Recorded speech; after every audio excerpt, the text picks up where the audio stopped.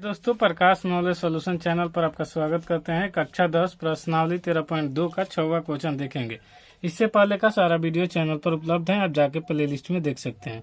कराए ऊंचाई 220 सेंटीमीटर और आधार का व्यास 24 सेंटीमीटर वाले एक बेलन, जिसकी ऊंचाई पर 60 सेंटीमीटर त्रिज्या और 8 सेंटीमीटर एक अन्य बेलन आरोपित है। बड़ा बेलन है जिसका ऊंचाई दिया है 220 और व्यास दिया है 24 सेंटीमीटर। व्यास के आधे को त्रिज्या कहते हैं, यहाँ पर 12 हो जाएगा।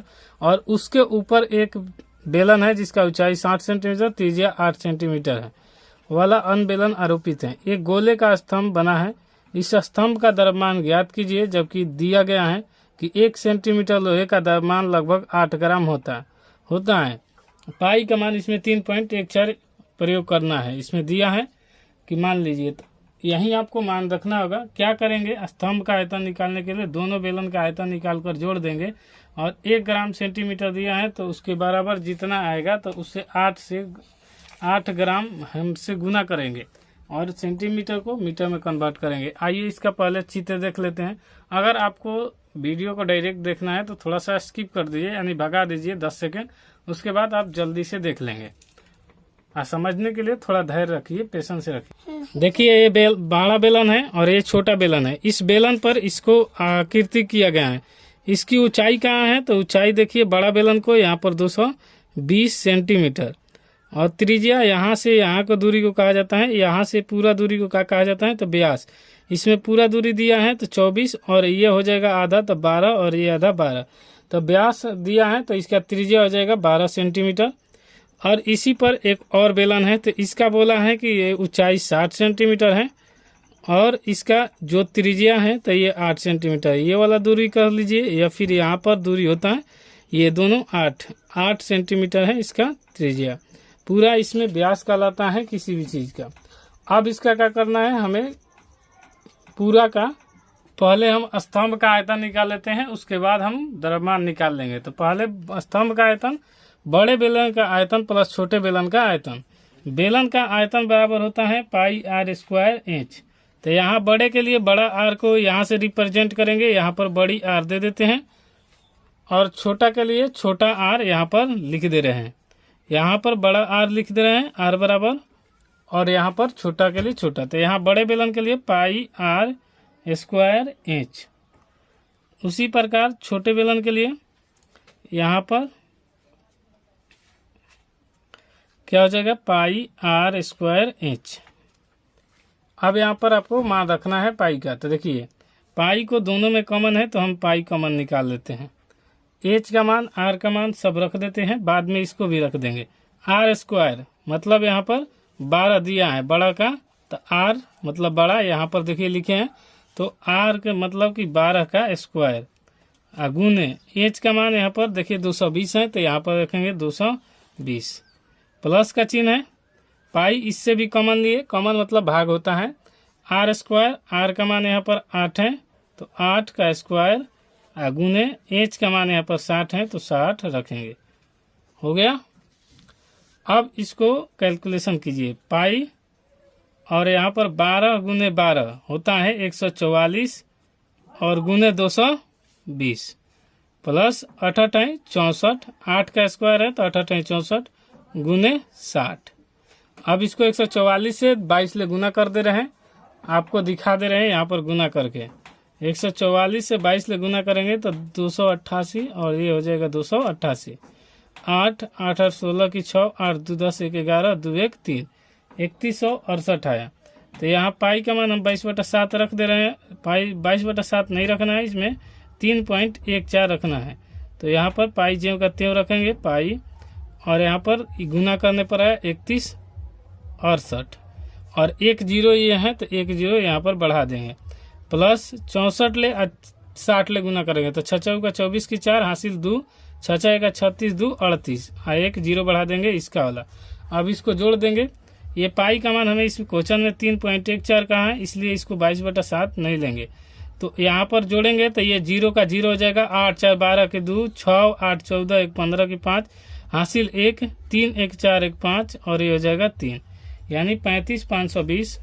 और इसको अब गुना करेंगे 314 से, तो इसको भी गुना करके आपको दिखा दे रहे हैं। 314 आप बाटा में इसे 100 कर सकते हैं, आप चाहेंगे तो 100 और गुने 35 520 और 1 0 से 1 0 कटा दीजिए। पॉइंट के बाद एक अक्षर पर बैठा दीजिएगा या फिर कटने वाला यहाँ पर डिजिट नहीं दिखाई दे रहा है। अब यहाँ पर दिखा दे रहे हैं 3552 गुने 314 और इसको गुना कर रहे हैं 4 दूनी 8 5 का 20 की 0 5 का 20 2 22 हासिल 2 और चरती है 12 2 14। फिर 1 ले गुना करेंगे तो 35 52, उसके बाद 3 से गुना करेंगे तो 3 दूनी 6 और 5 15 की 5 हासिल 1 5 15 1 16 की 6 तितरी का 9 1 10। अभी जोड़ देंगे तो 8 2 6 5 11 2 13 के 3 हासिल 1 5 5 10 4 14 1 15 के 5 हासिल 1 6 3 9 1 10 11 हासिल 1 और यहाँ पर 1। ये आया आपका 11 15 32 और 8। तो इसका लिखेंगे 11 15 32 8 बटा में हो जाएगा 10 और 1 अंक के बाद पॉइंट दे देंगे तो हमारा स्तंभ का आयतन निकल जाएगा। तो स्तंभ का आयतन बराबर लिखेंगे, स्तंभ का आयतन बराबर हो जाएगा आपका 1 अंक के बाद पॉइंट, क्योंकि 1 0 है तो 1 अंक के बाद पॉइंट 11 15 32.8 और ये हो जाएगा आपका सेंटीमीटर क्यूब। हो गया। अब पूछा है 1 सेंटीमीटर में लोहे का द्रव्यमान 8 ग्राम है। तो देखिए 1 सेंटीमीटर में क्यूब में लोहे का द्रव्यमान क्या होगा। तो इसका दिया है, इसमें मान ये क्वेश्चन में ही दिया है कितना है 8 ग्राम है। तो इसको 8 से इसको गुना कर देंगे आयतन का तो आ जाएगा। तो देखिए यहाँ पर लिखा हुआ है, आप पढ़ लीजिए क्वेश्चन में थोड़ा सा कि यहाँ पर 1 सेंटीमीटर लोहे का द्रव्यमान लगभग 8 ग्राम होता है। तो इस स्तंभ का द्रव्यमान अब निकालना है। तो स्तंभ का द्रव्यमान हो जाएगा, स्तंभ का द्रव्यमान बराबर स्तंभ का द्रव्यमान जितना आया है इससे 8 से गुना कर देंगे। तो देखिए 11 15 ये हो जाएगा 32.8 गुने 8।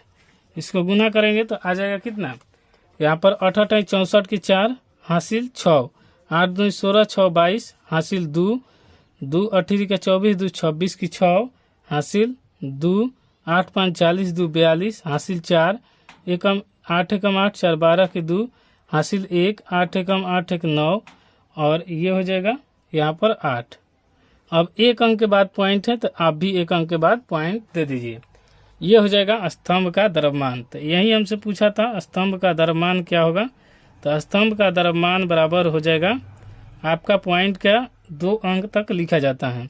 ये हो जाएगा किलोग्राम में, क्योंकि सेंटीमीटर और वो किलोग्राम में था। तो यहाँ पर 1000 से भागा दे देंगे तो किलोग्राम में आ जाएगा।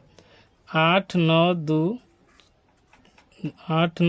2 6 2.4 है और 1000 से भागा देंगे क्योंकि किलोग्राम में इसका आंसर चाहिए।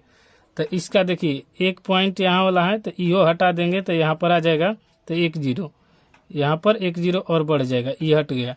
अब भागा देते हैं कैसे, तो ये देखिए इसके तरफ 1 2 3 4 0 हो गया। 1000 से क्यों भागा दिए हैं, क्यों 1000 से इसलिए भागा दिए हैं क्योंकि हमें यहाँ पर ग्राम में था और हमें यहाँ पर किलोग्राम में हो जाएगा, इसलिए भागा दिए हैं। तो यहाँ पर देखिए अब 1 2 3 4, तो यहाँ पर 1 2 3 4 अंक के बाद पॉइंट दे देंगे तो 892 पॉइंट ये हो जाएगा 2 6 और 2 अंक का ही लेंगे क्योंकि ज़्यादा पॉइंट में देता नहीं है, इतना ही तक लेंगे। तो ये आपका आंसर हो गया। दोस्तों वीडियो पसंद आए तो लाइक शेयर सब्सक्राइब जरूर कीजिएगा। कोई दिक्कत होता है तो अपना कमेंट बॉक्स में आपका सुझाव जरूर दीजिएगा। मिलते हैं नेक्स्ट वीडियो में, तब तक के लिए जय हिंद।